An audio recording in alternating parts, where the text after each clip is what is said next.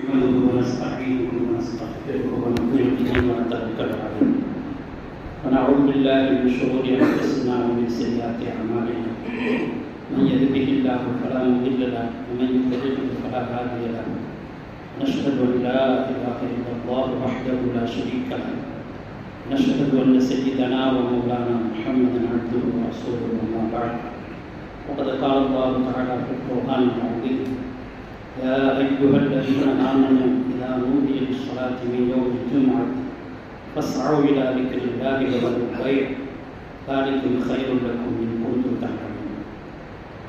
கண்ணியத்திற்கும் இந்த மரியாதைக்குரிய இந்த மஜ்லிஸிலே வருகை தந்திருக்கக்கூடிய உலமா பெருமக்கள், இந்த மஜ்லிஸில் கலந்து கொண்டிருக்கக்கூடிய அன்பு சகோதரர்கள், தாய்மார்கள், உங்கள் அனைவருக்கும் முதற்கண் சலாத்தை தெரிவித்து ஆரம்பம் செய்கிறேன். அஸ்ஸலாமு அலைக்கும் வரஹ்மத்துல்லாஹி வபரகாத்துஹு. கண்ணியமிக்கவர்களே, அல்லாஹு ஜல்ல ஷானஹு வ தஆலா தான் படைத்த படைப்புகளில் மிக சிறந்த படைப்பாகிய மனித சமூகத்தில் நம்மை அல்லாஹ் அவனை ஏற்றுக்கொடுக்கக்கூடிய, அவனை நம்பி இருக்கக்கூடிய, அவனுடைய ரசூல் எதை நமக்கு போதித்தார்களோ அவைகளை பின்பற்றக்கூடிய ஒரு நல்ல நசீபுள்ளவர்களாக அல்லாஹு ஜல்ல ஷானஹு வ தஆலா நம்மை ஆக்கியுள்ளார். நம்மிடத்தில் இருக்கக்கூடிய சிறப்புகளில் உண்மையான சிறப்பு என்னவென்று சொன்னால், அல்லாஹ் நமக்கு அளித்திருக்கக்கூடிய ஹிதாயத்.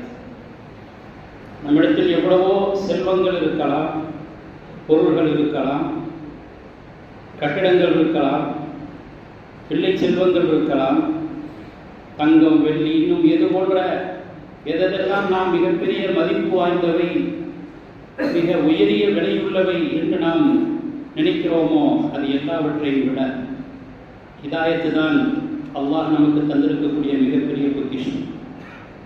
இந்த உலகத்தில் நாம் பார்க்குறோம், இந்த தீனுல் இஸ்லாம் அல்லாத மற்ற சமயத்தை பின்பற்றியவர்கள், அவர்கள் கடவுள் என்ற பெயரில், அந்த கடவுளுக்கு வழிபடுதல் என்ற பெயரில் தங்களின் உடல்களை சிதைத்து கொண்டு இதுதான் இந்த கடவுளுக்குள்ள வணக்கம் என்று செய்கின்றார்கள். அதை பார்க்கும் பொழுதெல்லாம் நமக்கு மிகப்பெரிய அசிங்கமாக தெரிகிறது. உடலையெல்லாம் கம்பியால் குத்தி கொண்டு எல்லாம் பெரிய கடவுளுக்கு மிக நெருக்கம் என்று நினைக்கிறார்கள். ஆனால் பெருமானார் ஸல்லல்லாஹு அலைஹி வஸல்லம் அவர்கள் சொன்னார்கள், அத்தீனு யுஸ்ரு, இந்த மார்க்கம் மிகவும் லேசானது, இதில் உள்ள சட்டதிட்டங்களை பின்பற்றுவது மிகவும் இலகானது.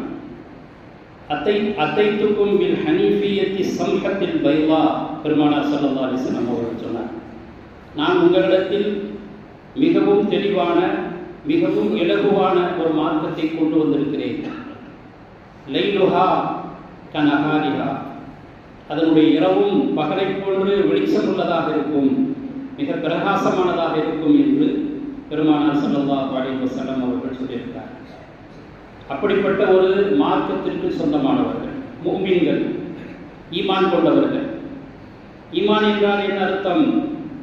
நம்பிக்கை நம்ம பொதுவாக சொல்லுவோம், ஒரு பொதுப்படையான ஒரு அர்த்தத்தை நாம் கொடுப்போம்.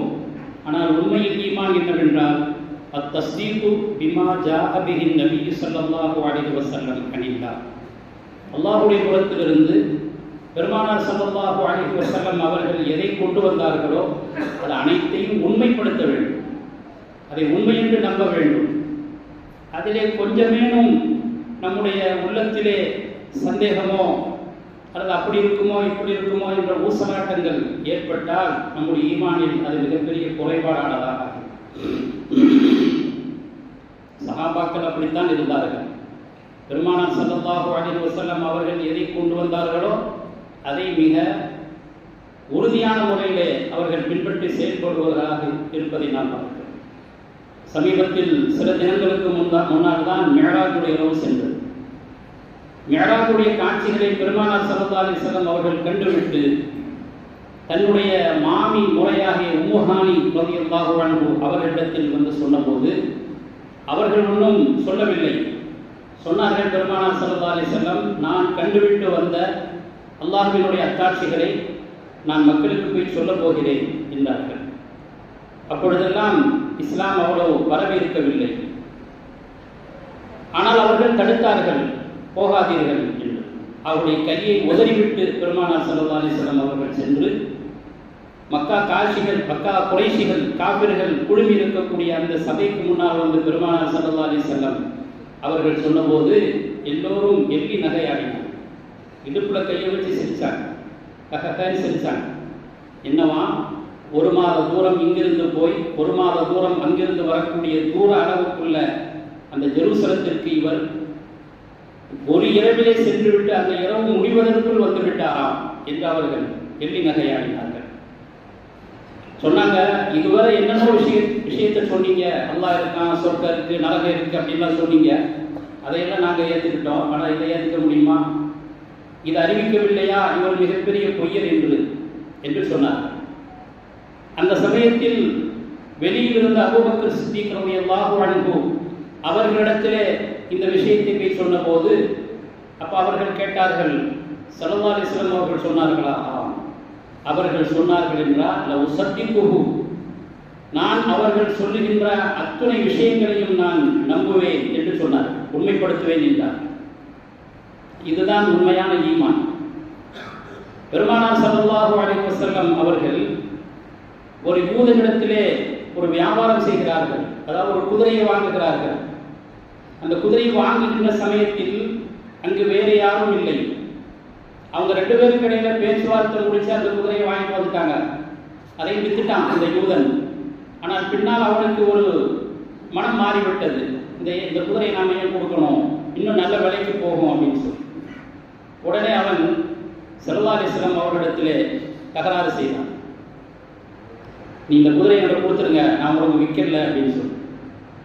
அப்போ பெருமானார் ஸல்லல்லாஹு அலைஹி வஸல்லம் அவர்கள் இல்லை, நம்ம பேசி முடிச்சாச்சு, பணம் தான் கொடுக்கணும், அதனால் நீ சொல்வது தவறு, இந்த குதிரையை நான் வாங்கிவிட்டேன், எனக்குத்தான் சொந்தம் என்ற போது அவர்களுக்கிடையில தகராறு நடந்து கொண்டே இருக்கும் பொழுது ஒரு சஹாபி வந்தார்கள், இப்னு ஹுஸைமா என்ற சஹாபி.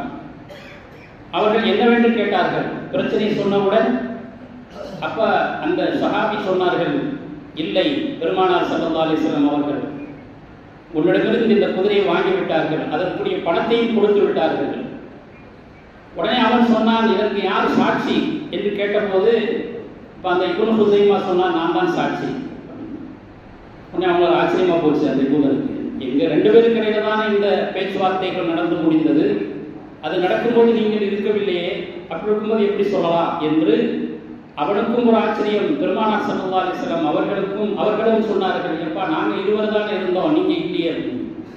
அப்ப அவங்க சொன்ன ஒரு வார்த்தை என்ன தெரியுமா, நீங்க வாங்கிட்டேங்கிறீங்க, அவன் மறுக்கிறான், இந்த இருவரில் நீங்கள் சொல்வதுதான் உண்மையாக இருக்கும் என்று நான் இந்த இடத்தில் இல்லாவிட்டாலும் அதை நான் உறுதியாக நம்புகிறேன்.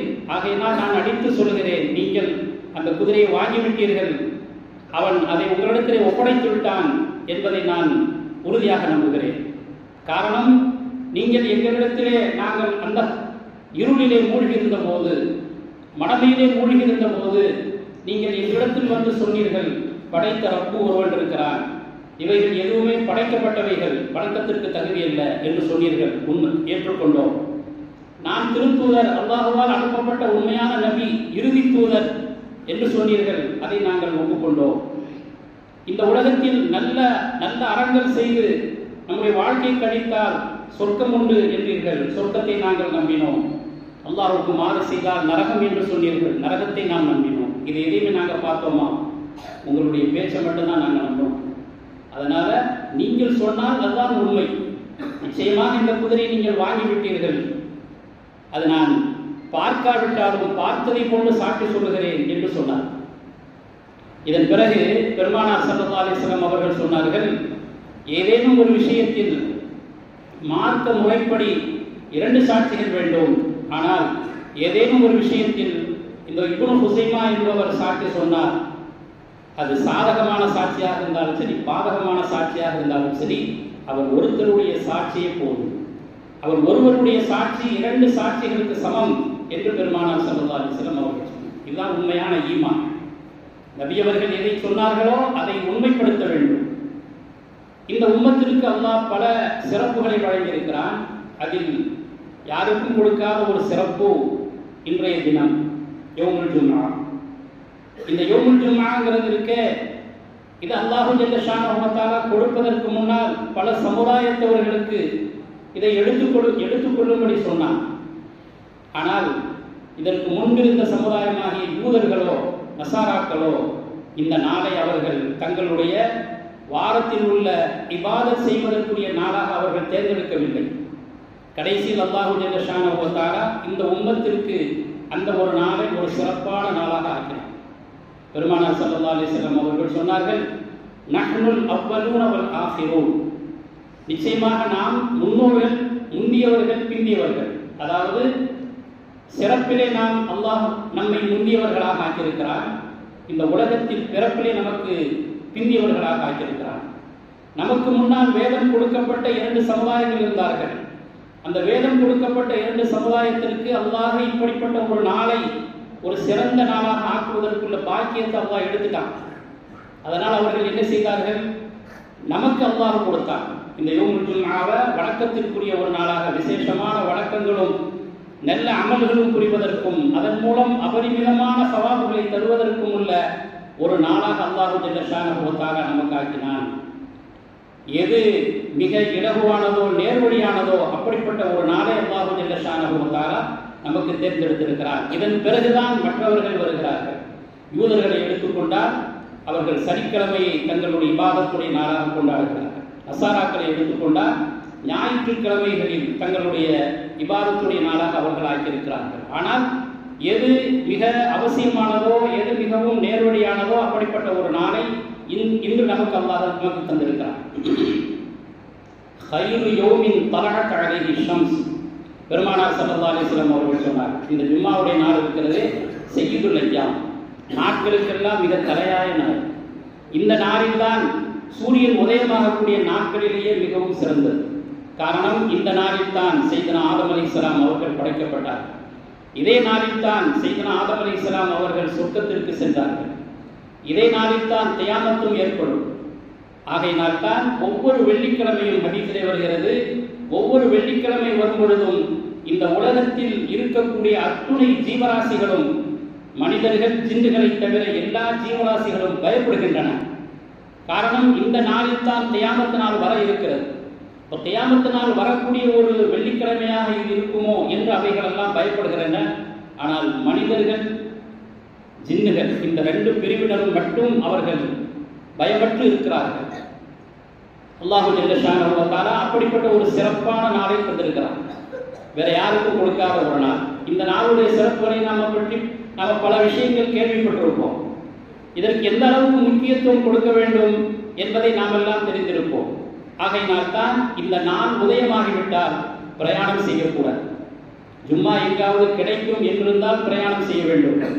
ஜும்மா கிடைக்காது என்று உள்ள ஒரு விஷயமாக இருந்தால், ஒரு உறுதி இருந்தால் அந்த பயணத்தை ஒத்தி போட வேண்டும். அப்படியே பயணம் செய்வதாக இருந்தாலும் அன்றைய நாளினுடைய ஃபஜ்ர் உதயமாகுவதற்கு முன்னால் பயணத்தை துவக்கிவிட்டால் ஒன்றும் இல்லை. அந்த ஃபஜ்ர் உதயமானதற்கு பிறகு பயணத்தை ஆரம்பிப்பதாகலாம். இடையில் எங்காவது ஜும்மா கிடைக்கும் என்றிருந்தால் மட்டுமே பிரயாணம் செய்ய வேண்டும் என்று மார்க்கம் சொல்லித் தருகிறது. ஒருவன் ஜும்மா நடக்கக்கூடிய ஊரிலிருந்து வெகு தூரத்தில் இருக்கிறான், அவன் ஜும்மா தொழுவதற்கு அந்த பக்கங்களில் எந்த விதமான வாய்ப்பும் இல்லை என்றால் அவன் எங்கு ஜும்மா நடக்கிறதோ அந்த ஊருக்கு தேடி வர வேண்டும். அந்த ஊருக்கு தேடி வரணும். அவன் அந்த ஜும்மாவை அடைவதற்கு ஃபஜ்ர் உதயமானதிலிருந்து புறப்பட்டால்தான் வந்து சேர முடியும். வாகனத்திலேயோ அல்லது கால்நடையாகவோ வந்து சேர முடியும் என்றிருந்தால் அவன் வந்தே ஆக வேண்டும். அந்த ஜும்மாவை எடுத்துக்கொள்ள வேண்டும். அதில் கலந்து கொள்வதற்காக வேண்டி அவன் முயற்சி செய்ய வேண்டும். பிரயாணம் ஹராம். இவ்வாறான ஒரு மனிதன் முன்பிருந்தே கிளம்பி அந்த ஜும்மாவுக்கு வர வேண்டும் என்றெல்லாம் சட்டதிட்டங்கள் வகுக்கப்பட்டது. எதற்காக என்று சொன்னால், இந்த நாளுடைய ஜும்மாவுடைய அந்த தொழுகை மிகப்பெரிய ஒரு கட்டாய கடமையாக இருக்கிறது. பெருமானார் ஸல்லல்லாஹு அலைஹி வஸல்லம் அவர்கள் சொன்னார்கள், எந்த ஒரு மனிதன் இந்த ஜும்மாவை விட்டுவிட்டானோ அவன் அல்லாஹ்வினுடைய சாபத்திற்குரியவன். 3 ஜும்மாக்கள் தொடர்ந்து அவன் விட்டு விடுவானேயானால், வேண்டும் என்று காரண காரியங்கள் இருந்தால் அல்ல, வேண்டுமென்றே அவன் விட்டு விடுவானேயானால் நிச்சயமாக அவனுக்கு காஃபிராகத்தான் அவன் மரணிப்பான், அவனுக்கு முத்திரையிடப்பட்டுவிடும் என்று பெருமானார் ஸல்லல்லாஹு அலைஹி வஸல்லம் அவர்கள் சொன்னார். அந்த அளவுக்கு மிகப்பெரிய ஒரு கடுமையான விஷயம். அதனால தான் இந்த ஜும்மாவுக்கு இடையூறான எத்தனை விஷயங்கள் இருக்குமோ அதையெல்லாம் நாம் தவிர்க்க வேண்டும். சொல்லப்போனால் ஜும்மாவுடைய நாளில் வெகு சீக்கிரமாக பள்ளிக்குள் வந்து அந்த ஜும்மாவை எதிர்பார்த்திருப்பதனால் எவ்வளவு பெரிய நன்மைகள் என்பதை பெருமானார் ஸல்லல்லாஹு அலைஹி வஸல்லம் அவர்கள் நமக்கு சொல்லியிருக்கார்கள். நீங்கள் எல்லாம் கேட்டிருப்பீர்கள்.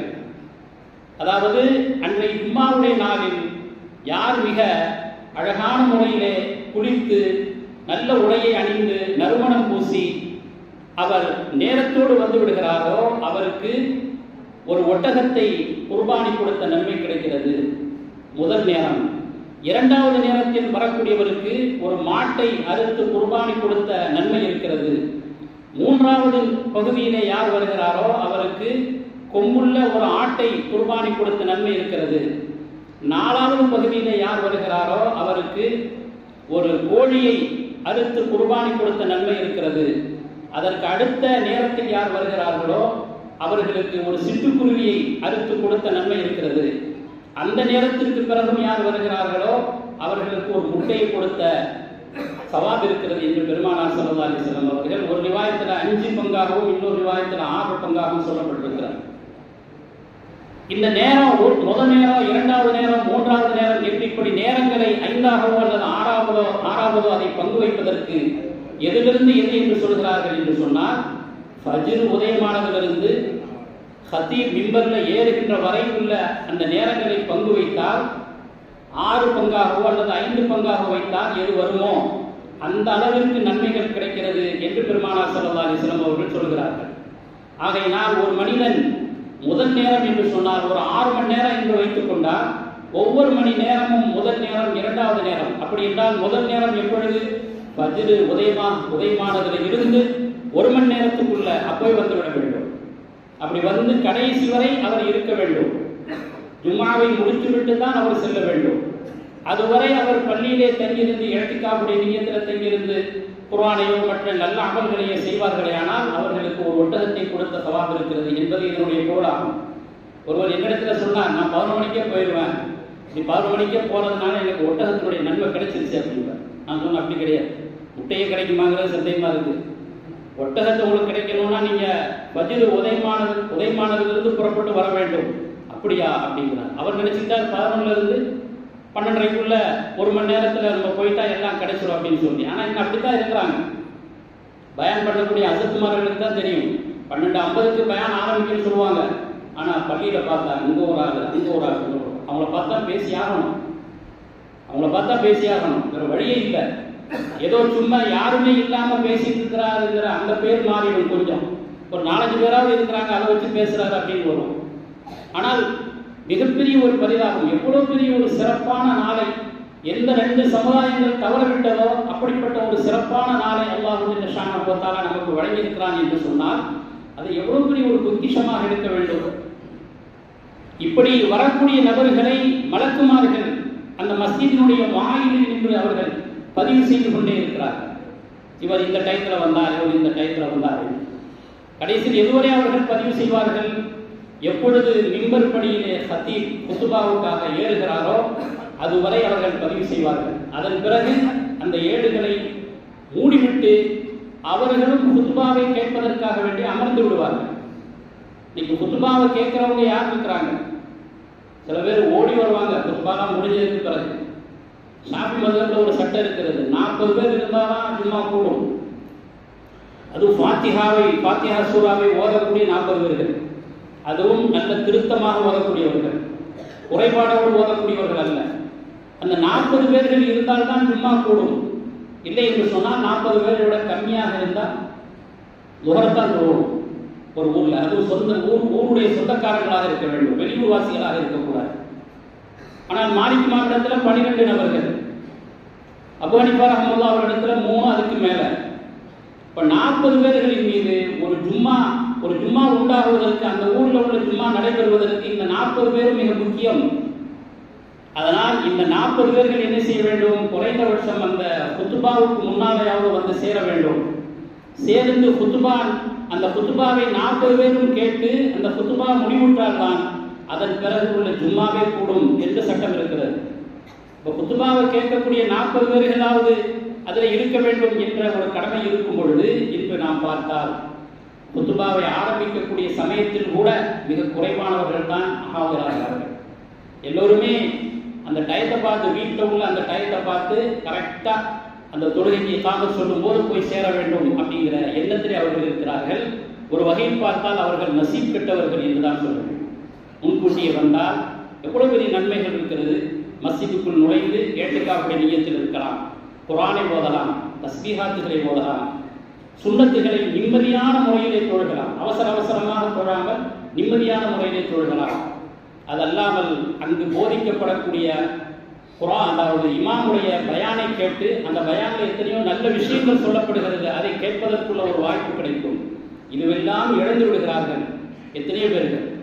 சிலருக்கு ஏதாவது வேலைகள் இருக்கும், பிந்தி வருவார்கள். ஆனால் வீட்டிலே சும்மா இருக்கக்கூடியவர்களும், எந்த விதமான வேலையும் இல்லாதவர்களும், நேரத்தை போக்கிவிட்டு பொழுதை கழித்துவிட்டு எப்போ நம்ம தொழிலுக்கு போய் சேருவோமோ அந்த டயத்தில் போய் சேர்ந்தா போதும் அப்படிங்கிற அமைப்பில் அவர்கள் இருக்கிறார்கள்.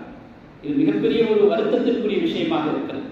கண்ணியமிக்கவர்களே, அல்லாஹ் எதை, ரசூல் எதை நமக்கு சொல்லித் தந்தார்களோ அதை கண்ணியப்படுத்துவதன் மூலம்தான் நாம் அல்லாஹ்விடத்தில் மிகப்பெரிய சவாபை பெற முடியும் என்பதை நாம் உணர்ந்து கொள்ள வேண்டும். ஓதப்பட்ட ஆயத்தில், ஜும்மாவுடைய சூறாவில் வரக்கூடிய அந்த ஆயத்தில் அல்லாஹு ஜல்ல ஷானஹு வ தஆலா யா அய்யுஹல்லதீன ஆமனூ இதா ஊதிய லிஸ்ஸலாத்தி மின் யௌமில் ஜும்ஆ, இந்த ஜும்மாவுடைய நாளில் அழைப்பு விடுக்கப்பட்டால் ஃபஸ்அஉ இலா திக்ரில்லாஹ், அல்லாஹ்வினுடைய அந்த நினைவை கூறுவதற்காக, தொழுகைக்காக, குத்பாவிற்காக நீங்கள் விரையுங்கள். வதருல் பைஅ, வியாபாரத்தை விட்டுவிடுங்கள் என்று அல்லாஹ் சொல்கிறார். ஒரு வியாபாரம் செய்யக்கூடியவர்களுக்கு ஒரு கூடுதலான ஒரு கடமை என்னவென்று சொன்னால், எப்பொழுது அதான் சொல்லப்படுகிறதோ அதற்கு முன்னாலேயே தங்களுடைய கொடுக்கல் வாங்கல்களை நிறுத்திவிட வேண்டும். மாற்று ஏற்பாடுகள் எதுவும் செய்யக்கூடாது. அது மாற்று ஏற்பாடுன்னா முஸ்லிம்கள் அல்ல, என்ன அவரும் விட்டதாக ஆகிவிடுவார். யாரை ஏற்பாடு செஞ்சு வர்றாரோ அவரும். மாற்று மதத்தவர்களை கூட அந்த வியாபாரத்தை தொடர்வதற்காக வேண்டி அவர்கள் செயல்படுவார்களே, ஆனால் நிச்சயமாக அது மிகப்பெரிய நஷ்டம். ஒருத்தருக்கு அப்படி தெரியும், இதுதான் ரொம்ப வியாபாரம் கூடுதலாக நடக்கிற நேரம், அதை நம்ம விட்டுறக்கூடாது, அதனால நாம வேற ஆளை வச்சு பண்ணுவோம் அப்படின்னு சொன்னா, அந்த வேற ஆளை வச்சு செய்த அந்த வியாபாரத்தில் கிடைக்கக்கூடிய பொருள்கள், லாபங்கள், இதெல்லாம் உங்களுக்கு ஹலாலா என்பதை யோசித்து பார்க்க வேண்டும். இது ரொம்ப முக்கியமான விஷயம். பெருமானார் ஸல்லல்லாஹு அலைஹி வஸல்லம் அவர்கள் இந்த ஓதப்பட்ட ஆயத்தினுடைய காரணத்திலே சொல்லும் பொழுது, அது எதற்காக இறங்கியது என்ற காரணத்தை சொல்லும் பொழுது, இப்பொழுதெல்லாம் நாம் குத்துபாவை முதல்ல ஓதித்து அப்புறம் தொழுகிறோம். அந்த சமயத்தில் பெருமானார் ஸல்லல்லாஹு அலைஹி வஸல்லம் அவர்களுடைய அந்த ஷரியத்தில் முதல்ல தொழுகை, அப்பொழுது குத்துபா. அப்படித்தான் பெருமானார் ஸல்லல்லாஹு அலைஹி வஸல்லம் அவர்கள் முதல்ல ஒரு ஜும்மாவுடைய தொழுகையை தொழுதார்கள். தொழுது விட்டு மிம்பர் படியில் ஏறி குத்துபா ஓத ஆரம்பித்தார்கள். எப்போ நம்ம பெருநாள்களில் செய்கிறோமோ அதை மாதிரி. அந்த சமயத்தில் வெளியூரில் இருந்து திஹியத்துல் கல்வி என்ற ஒரு சஹாபி அவர்கள் வியாபார சரக்குகளை கொண்டு வந்தார்கள். பல ஒட்டகங்களில் மக்களுக்கு தேவையான வியாபார சரக்குகள் கொண்டு வரப்பட்டது. அப்படி வியாபார சரக்குகள் கொண்டு வரப்படும் போது என்ன செய்யப்படும் என்றால், தப்படிக்கப்படும், கொட்டடிக்கப்படும். வியாபார சரக்கு வந்திருக்கு அப்படின்னு சொல்லி உடனே மக்கள் எல்லாம் வருவார்கள். தங்களுக்கு தேவையான அத்துணை பொருட்களையும் அவர்கள் வாங்கி செல்வார்கள். அவ்வாறு இப்படி ஒரு சமயத்தில் தப்படிக்கப்பட்டது. பெருமானார் ஸல்லல்லாஹு அலைஹி வஸல்லம் அவர்கள் தொழுகை முடித்துவிட்டு மிம்பர் மேல் ஏறி குத்பாவை செய்வதற்காக வேண்டி அவர்கள் தயாராகும் பொழுது இந்த தப்பு சத்தத்தை கேட்டவுடனே எல்லாம் எங்கி போயிட்டாங்க. வியாபார பொருட்களை வாங்கணும் அப்படிங்கிறத சொல்லி எத்தனை பேர் மிச்சமானார்கள்? பல விவாதத்துகள் வருகிறது. ஒரு இதில் 40 பேர், இன்னொரு இதில் 12 பேர், இன்னும் பல நம்பர்கள் சொல்லப்படுகிறது. அவர்கள் அனைவரும் மற்ற எல்லாமே சென்று விட்டார்கள். பெருமானார் ஸல்லல்லாஹு அலைஹி வஸல்லம் அவர்களும் அந்த சில மனிதர்கள் மட்டும் பள்ளியிலே அமர்ந்திருக்கிறார்கள். அல்லாஹ் ஜல்ல ஷானஹு வ தஆலா அதை கண்டித்துதான் நான் ஓதிய அந்த ஆயத்தை அல்லாஹ் இறக்கினான். ஜும்மாவுடைய நாளில் உங்களுக்கு அழைப்பு விடுக்கப்பட்டால், உங்களுக்கு அழைப்பு கொடுக்கப்பட்டால் ஃபஸ்அவு இலா திக்ரில்லாஹ், அல்லாஹ்வினுடைய அந்த திக்ருக்காக நீங்கள் விரையுங்கள். திக்ர் என்றால் தொழுகை, குத்பா இது போன்றதற்காக விரையுங்கள். வதருல் பை', வியாபாரத்தை விட்டுவிடுங்கள், கொடுக்கல் வாங்கலை விட்டுவிடுங்கள். கொடுக்கல் வாங்கல் மட்டுமல்ல, இந்த ஜும்மாவில் கலப்பதற்கு எதையெல்லாம் தடையாக இருக்கிறதோ அத்துணை விஷயங்களையும் நாம் விட்டுவிட வேண்டும். அல்லாஹ்வினுடைய அந்த பள்ளியை நோக்கி நாம் வர வேண்டும். நாளைக்கும் கையுள்ளக்கும் இன்புத்தும் தழமும், நீங்கள் அறிவுள்ளவர்களாக இருந்தால், சிந்திப்பவர்களாக இருந்தால் விளங்கிக் கொள்ளுங்கள், இதுதான் உங்களுக்கு சிறந்தது. ஆனால் ஷைத்தான் என்ன போடுவான்? போக வேண்டாம், இன்னும் கொஞ்சம் லேட் ஆக்குவோம், இன்னும் கொஞ்சம் லேட் ஆக்குவோம், இல்லை அப்படியே எல்லாம் மாற்று ஏற்பாடு செஞ்சு விடுவோம் அப்படின்னு சொல்லி ஷைத்தான் உங்களுடைய உள்ளத்திலே போடுவான், வஸ்வசாவை உண்டாக்குவான். ஆகையினால் அதற்கு நீங்கள் மயங்கி விடாதீர்கள். சுத்தமாக உங்களுடைய கடைகளை அடைத்துக் கொண்டு, வியாபாரங்களை முடித்துக் கொண்டு நீங்கள் வந்து விடுங்கள். சில இமாம்கள் சொல்லியிருக்கிறார்கள், அப்படி ஒரு வியாபாரம் நடந்தால் அந்த வியாபாரமே பாத்தியம், வீணானது, கொடுக்கல் வாங்கல் அற்றது என்று சொல்கிறார்கள். சில இமாம்கள் வியாபாரம் கூடும், இருந்தாலும் ஹராம் ஏற்படும், பாவம் ஏற்படும் என்று சொல்கிறார்கள். ஃபைதா குதியத்தி ஸலாத்து ஃபன்தஷிரு ஃபில் அர்த், தொழுகை முடிக்கப்பட்டால் நீங்கள் பூமியிலே பரவி செல்லுங்கள்.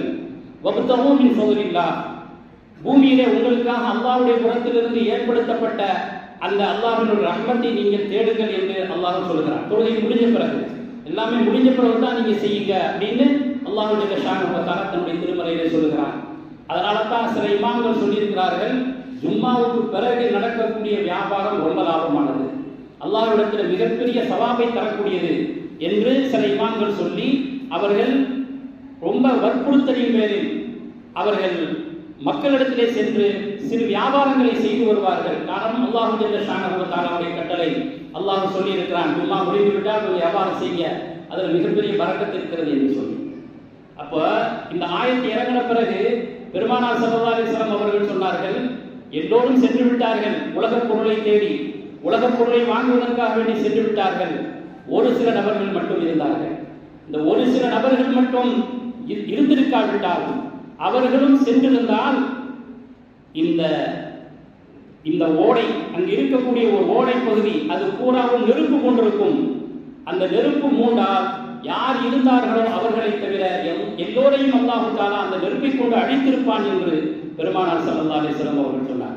ஏதோ ஒரு சில பேர் இருக்க போய் மற்றவர்களுக்கும் அப்படிப்பட்ட ஒரு வேதனை வராமல் தடுக்கப்பட்டது என்ற கருத்திலே பெருமானார் ஸல்லல்லாஹு அலைஹி வஸல்லம் அவர்கள் சொன்னார். நம்ம எல்லாம் மூமின்கிறோம், முஸ்லிம்கிறோம், ஆனால் ஒரு சிலருடைய எண்ணம் எப்படின்னா, இதில் கொஞ்சம் அதில் கொஞ்சம், இதில் பாதி கால் அதில் பாதி கால் அப்படிங்கிற வைக்கக்கூடிய நிலையில் இருக்கிறது. அல்லாஹ் கூறுகிறான், யா அய்யுஹல்லதீன ஆமனூ துஹுலூ ஃபிஸ்ஸில்மி காஃபா, ஓ ஈமான் கொண்டவர்களை நீங்கள் இஸ்லாத்தில் முழுமையாக நுழைந்து விடுங்கள், பூராவாக நுழைந்து விடுங்கள். எல்லா காரியங்களிலேயும் அல்லாஹ்வுடைய ரசூலுடைய கட்டளையின்படி நீங்கள் செயல்படுங்கள். இதில் பாதி அதில் பாதி அப்படிங்கிற எண்ணத்தில் வேண்டாம், அது முனாஃபிக்குகளுடைய தன்மை. ஆகையினால் முழுமையாக நீங்கள் நுழைந்து விடுங்கள் என்று அல்லாஹ் ஜல்ல ஷானஹு வ தஆலா தன்னுடைய திருமறையிலே சொல்லி காட்டுகிறார். ஆகையினால் முஃமின், முஸ்லிம் என்ற பெயரை வைத்திருக்கக்கூடிய நாம் எந்த ஒரு ஈமானுடைய தன்மை நம்மளிடத்தில் இருக்க வேண்டுமோ அப்படிப்பட்ட ஈமானிலே நாம் முழுமையாக இருக்க வேண்டும். இப்படி மாற்று ஏற்பாடுகள் செய்து, இதோ நம்ம பள்ளிக்கு போன மாதிரி ஆச்சு, நம்ம வியாபாரத்தையும் தொடர்ந்த மாதிரி ஆச்சு என்று சொன்னால், அதற்கு ஒரே ஒரு சம்பவத்தை மட்டும் உதாரணமாக சொல்லலாம். தாவூத் அலைஹிஸ்ஸலாமுடைய காலத்தில் யூதர்கள், அல்லாஹ் ஜல்ல ஷானஹு வ தஆலா அந்த யூதர்களுக்கு சனிக்கிழமையை இபாதத்துடைய நாளாக ஆக்கினான். அப்போ அல்லாஹ் அவர்களிடத்தில் சொன்னான், தாவூத் அலைஹிஸ்ஸலாமின் மூலமாக, உங்களுடைய உம்மத்துக்கு சொல்லுங்கள், மற்ற நாட்களில் அவர்கள் வியாபாரங்கள் மற்றதை செய்து கொள்ளட்டும், சனிக்கிழமை அல்லாஹ்வுக்கென்று ஒதுக்கப்பட்ட நாளாக இருப்பதனால், ஜும்மாவை போல ஒதுக்கப்பட்ட நாளாக இருப்பதனால் அவர்கள் அந்த நாளில் எதுவுமே செய்யக்கூடாது, வெறும் இபாதத்தில் மட்டும்தான் ஈடுபட வேண்டும் என்று. அவர்கள் ஒரு மீனவர்கள், மீன்பிடி தொழில் செய்பவர்கள். ஆனால் இந்த தடை வந்ததற்கு பிறகு அவர்களுக்கு அந்த சனிக்கிழமை தான் அதிகமான மீன்கள், அந்த தண்ணீரிலே தலையை தூக்கி மிக எக்கச்சக்கமான மீன்கள் அவர்கள் பிடிப்பதற்கு கையிலே பிடிச்சிடலாம் அப்படிங்கிற அளவுக்கு இருந்தது. உடனே அவர்கள் அல்லாஹ்வுடைய தடையை தாவூத் அலைஹிஸ்ஸலாம் அவர்கள் சொன்னார்கள். ஆனால் அவர்களுக்கு இப்படிப்பட்ட ஒரு காட்சி தென்பட்டதனால் அவர்கள் என்ன செய்தார்கள், சனிக்கிழமை மீன் பிடிக்கவும் கூடாது. ஆகையினால் ஷைத்தான் அவர்களிடத்தில் வந்து ஒரு யோசனை சொன்னான். என்னவென்று சொன்னால், அந்த மீன்கள் எல்லாம் ஒரு கிணறு மாதிரி ஒன்றை வெட்டுங்க, அந்த மீன்கள் எல்லாம் அதிலே வந்து சேர்ந்த பிறகு அந்த கிணறை அடைத்து விடுங்கள். அடைத்து முடிச்ச பிறகு ஞாயிற்றுக்கிழமையானதுடன் அவைகளை பூரா நீங்கள் எடுத்துக்கொள்ளுங்க. இப்போ இந்த சமயத்தில் நீங்கள் சனிக்கிழமையும் மீன் பிடிக்கலங்கிற மாதிரி ஆகிடும், சனிக்கிழமை அதிகமாக வந்த மீன்களையும் நீங்கள் எடுத்துக்கொண்ட மாதிரி ஆகும், உங்களுக்கு இரட்டை லாபம் அப்படிங்கிற கருத்தில் சொன்னான். ஆனால் இதை முஸ்லிம்கள் 70,000 பேர் அந்த ஊரில் இருந்தார்கள். அவர்களில் சிலர் என்ன சொன்னார்கள், இல்லை நம்ம அப்படி செய்யக்கூடாது, அல்லாஹ் ஒரேடியாக தடுத்திருக்கிறான், அதனால இந்த தந்திரத்தின் மூலமாக நாம் இவைகளை எடுப்பது கூடாது என்று சொன்னார். ஒரு பிரிவு என்ன செய்தது, இல்லை பரவாயில்ல, நம்ம அன்னைக்கு வேட்டையாடலையே, அன்னைக்கு மீனை பிடிக்கலையே, மறுநாள் தானே மீனை பிடிக்க போறோம், அதனால ஒரு பிரச்சனை இல்லை என்றார்கள். இன்னொரு கூட்டம் ஒன்றும் சொல்லவில்லை, அவர்கள் செயல்படுத்தவும் இல்லை, அவர்கள் மற்றவர்களை தடுக்கவும் இல்லை. கடைசியில் அல்லாஹு ஜல்ல ஷானஹு வ தஆலா என்னுடைய இந்த சட்டத்திற்கு நீங்கள் மாறு செய்கிறீர்களா, உங்களுக்கு என்ன தண்டனை கொடுக்கிறேன் பாருங்கள் என்று சொல்லி கூடு கிரதத்தன் வசனாசி, அல்லாஹ் கொடுத்த மிகப்பெரிய தண்டனை, நீங்கள் குரங்குகளாக பன்றிகளாக மாறிவிடுங்கள் என்று அல்லாஹு ஜல்ல ஷானஹு வ தஆலா உருமாற்றி விட்டான். இது போன்ற உருமாற்றங்கள் பெருமானார் ஸல்லல்லாஹு அலைஹி வஸல்லம் பரக்கத்தினால இந்த உம்மத்துல இல்லை, இந்த உம்மத்துல கிடையாது. அல்லாஹ் மிகப்பெரிய ஒரு நல்ல நிலை உள்ளவர்களாக அல்லாஹ் ஜல்ல ஷானஹு வ தஆலா ஆக்கியிருக்கிறான். அல்லாஹ் வாக்களிச்சும் இருக்கிறான், வமா கான அல்லாஹு யுஅذிபஹும் வ அன்த ஃபீஹிம் வமா கான அல்லாஹு முஅذிபஹும் வ ஹும் யஸ்தக்பிரூன். நபியே, நீங்கள் அவர்களிடத்தில் இருக்கின்ற வரை நாம் அவர்களை எந்த அதாபும் செய்ய மாட்டோம். அவர்கள் இஸ்திக்ஃபார் செய்கின்ற காரணத்தினால் அந்த இஸ்திக்ஃபாரை வைத்து நம்ம பாவங்களை மன்னிச்சுவோம், எந்த அதாபும் செய்ய மாட்டோம் அல்லாஹ் வாக்கு கொடுத்திருக்கிறான். ஆனால் அல்லாஹ்வுடைய வாக்கு, அவன் கொடுத்த வாக்கை காப்பாற்றுவான். இருந்தாலும் நாம் பயந்து கொண்டே இருக்க வேண்டும். இப்படி தந்திரம் செய்து அல்லாஹ்வினுடைய கட்டளையை மீறி செயல்பட்ட மாதிரியும் மீறிய மாதிரியும் காட்டக்கூடியவர்களுக்கு இந்த ஒரு சம்பவம் தான் உதாரணம். கடைசியில் என்னானார்கள், 3 நாட்கள் அவர்கள் குரங்குகளாக பன்றிகளாக இருந்தார்கள். 3 நாட்களுக்கு பிறகு அவர்கள் அனைவரும் மௌத்தாகிவிட்டார்கள். சுத்தமாக அல்லாஹ் ஜல்ல ஷானஹு வ தஆலா அவர்களை இந்த உலகத்திலிருந்து எடுத்து விட்டார். யார் தடுத்தார்களோ அவர்கள் ஈடேற்றம் பெற்றார்கள், யார் தடுக்கவும் இல்லை செய்யவும் இல்லையோ அவர்களுக்கும் அந்த தண்டனை இருந்ததா இல்லையா என்ற இருவேறுபட்ட கருத்துகளில் சரியான சொல் அவர்களையும் அல்லாஹ் பாதுகாத்து விட்டான். ஆனால் யார் அல்லாஹ்வினுடைய சட்டத்தில் பெருமை அளித்துக் கொண்டு திமிர்த்தனமாக யார் செயல்பட்டார்களோ, நஊது பில்லாஹ், அல்லாஹ் பாதுகாக்க வேண்டும். அப்படிப்பட்ட ஒரு இந்த அளவிற்குள்ள கொடுமையான அதாபுக்கு அவர்கள் ஆளாகாவிட்டாலும் நிச்சயமாக அல்லாஹ் ஜல்ல ஷானஹு வ தஆலா ஏதேனும் ஒரு தண்டனை அவர்களுக்கு கொடுப்பதற்கு வாய்ப்பு இருக்கிறது. காரணம் என்னவென்று சொன்னால், இவர்கள் அல்லாஹ்வினுடைய அந்த ரிஸ்கின் மீது மிக துணிச்சலாக இருக்கிறார். இன்னைக்கு நம்ம குடிச்சாதான் நமக்கு அந்த ரிஸ்க், இல்லைன்னா நமக்கு கிடைக்காது அப்படின்னு நினைக்கிறார்கள். இது அல்லாஹ் என்ன வாக்களித்திருக்கிறானோ, நான் உங்களுக்கு ரிஸ்க் அளிப்பேன் என்று வாக்களித்திருக்கிறானே, அதற்கு மிகப்பெரிய ஒரு அல்லாஹ்வை எதிர்த்து துணிச்சலாக பேசுவதை போன்றிருக்கிறது. ஆகையினால் கண்ணியமிக்கவர்களே, இங்கு சொன்னார்கள், இங்கு சில பேர் அப்படி செய்கிறாங்க அப்படின்னு சொல்லி, அந்த நபர்களுக்கு அல்லாஹ் ஜல்ல ஷானஹு வ தஆலா மிகப்பெரிய ஹிதாயத்தை கொடுக்க வேண்டும். இவ்வாறெல்லாம் நீங்கள் துணியாதீர்கள், அல்லாஹ்வுடைய கட்டளை மீது துணியாதீர்கள். நீங்கள் மார்க்கத்திலே நீங்களாக ஒன்றை நினைத்துக் கொண்டு இப்படி செய்தால் அப்படி செய்தால் என்ன என்றெல்லாம் இருக்கக்கூடாது. இங்கே எத்தனையோ பெரிய உலமாக்கள் இருக்கிறார்கள் என்ற ஊரிலே, அவர்களிடத்திலே நீங்கள் உங்களுடைய விஷயங்களை சொல்லி இப்படி செய்யலாமா அப்படின்னு கேளுங்க. அவங்க சொல்லுவாங்க எது ஷரியத்திற்கு உகந்தது, எது ஷரியத்திற்கு மாற்றமானது என்று சொல்லி. ஆகையினால் இனிமேலாவது நாம் வரக்கூடிய ஜும்மாக்களை கண்ணியப்படுத்தி எந்த வகையிலெல்லாம் கண்ணியப்படுத்த வேண்டும் என்று மார்க்கம் சொல்லித் தருகிறதோ அந்த முறையிலே நாம் கண்ணியப்படுத்தி இந்த உலகத்தில் நாம் நல்லவர்களாக வாழ்ந்து அல்லாஹ்விடத்திலே மிகப்பெரிய சவாபை பெற வேண்டும். அல்லாஹ் நம் அனைவர்களுக்கும் தௌஃபீக் செய்வானாக. வாஹிரு தஅவானா அல்ஹம்துலில்லாஹி ரப்பில் ஆலமீன். அஸ்ஸலாமு அலைக்கும் வரஹ்மத்துல்லாஹி வபரகாத்துஹு.